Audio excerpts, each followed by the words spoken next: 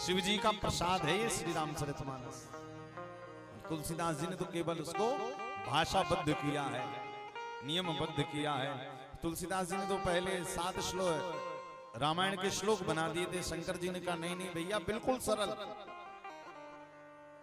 घरों में यदि बेटों को, बेटियों को, बहुओं को रामचरितमानस की चौपाई भी यदि भारतवर्ष में रहने वाली कम से कम बेटियों को, बेटों को, बहुओं को तो रामचरितमानस की चौपाई आना ही चाहिए। यदि रामचरितमानस की चौपाई नहीं आई तो समझ जाना आपकी डिग्री कोई काम की नहीं। आज भी कई लोग कहते हैं महाराज जी हमसे रामायण पढ़ते नहीं आती। अरे भैया पढ़ते नहीं आती इसका मतलब कहीं अज्ञानी तो हो नहीं। जब डिग्री हासिल कर सकते हो तो रामचरितमानस की चौपाई नहीं पढ़ सकते। आज हमारे भारतीय सनातन धर्म के युवान भाई बहन अपने पथ से भ्रष्ट क्यों हो रहे? क्योंकि बड़ी बड़ी डिग्रियां तो माता पिताओं ने ले ली, किंतु जो वास्तव में डिग्री का काम करती है, जो वास्तव में जीवन का श्रृंगार करती है, ना तो गीता का एक भी श्लोक हमारे बच्चों से आता है, ना रामचरितमानस की एक भी चौपाई आती है। यदि एक चौपाई भी हमारे भारत की बेटियां याद कर लें, भारत के हमारे युवा भाई याद कर लें, तो याद रखिएगा कोई फिर समाज का ऐसा दुर्जन व्यक्ति नहीं जो उसका बाल भी बांका कर। कोई एक चौपाई भी याद कर। सीता मैया तो जब वनों में रही ना चित्रकूट में, तो उन्होंने वास्तव में नारी धर्म बताया। नारी धर्म की यदि एक चौपाई भी याद कर ले तो बाल बांका किसी की हिम्मत नहीं है कि किसी बहन बेटी पर कोई बुरी नजर डाले। हमें रहना कैसे, चलना कैसे, मैंने कल ही बताया था ना रामचरितमानस आपका पूरा टेस्ट कर रही है 7 दिन।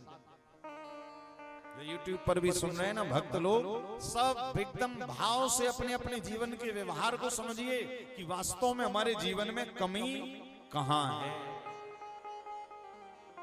इसी कारण गोस्वामी जी ने कहा भैया जो पढ़ेगा, जो श्रद्धा से पढ़ेगा, उसको ये कथा सर्वस्व प्रदान कर देगी। इसी कारण आज बहुत जरूरत है घर घर में रामचरितमानस के पाठ की, घर घर में रामचरितमानस की चौपाइयां गाई जानी चाहिए। बचपन से ही बच्चों को याद करा दीजिए, और बचपन से यदि का याद कर लिए तो फिर बड़े होते तक वो संस्कार जीवित रहते हैं। आपने देखा ना कई अच्छे घर की बहन बेटियां जो संस्कारित घर की हैं, आज भी देश विदेशों में घूम कर आ जाएंगी, किंतु कदाचित उनके स्वभाव पर, व्यवहार पर, चरित्र पर कोई उंगली नहीं उठा सकता। क्यों? घर के संस्कार इतने बलवान होने चाहिए कि व्यक्ति देश क्या विदेशों में भी आ जाए तो भी कोई उंगली ना उठा।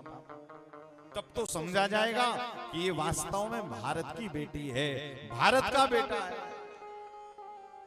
इसी कारण मैं व्यास गादी से YouTube चैनल के माध्यम से ये सबको कहना चाहूंगा, जो भी इस कथा को सुन रहे हैं, सबसे पहले अपने घर की बहन बेटियों को, लोग कहते हैं ना महाराज सत्संग कैसे प्रारंभ करें? अरे आप स्वयं प्रारंभ कर दो।